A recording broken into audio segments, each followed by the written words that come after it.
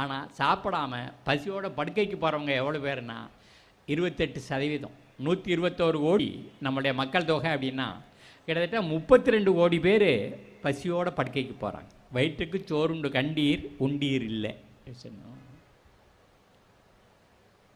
ஏன் இது நடக்குது அப்படின்னு சொன்னோம். பாரதியார் பாடினாரு, உழுது விதைத்த அறுப்பார்க்கு உணவில்லை. இந்த ரஷ்ய புரட்சியை பாராட்டி எழுதும்போது தான் அந்த பாட்டில் இதை எழுதினார். உழுது விதைத்து அறுப்பார்க்கு உணவு இல்லை, பொய்யை தொழுது அடிமை செய்வார்க்கே செல்வமெல்லாம் உண்டு சொன்னோம். உண்மை சொல்வார்க்கோ எழுதறிய பெருங்கொடுமை சிறையுண்டு தூக்குண்டே இறப்பது உண்டு சொன்னோம்.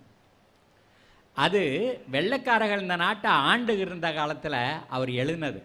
ரஷ்யாவில் போய் பார்த்துட்டு வந்து எழுதலை, இங்கே என்ன நடந்துக்கிட்டு இருக்கிறத தான் அவர் எழுதினார்.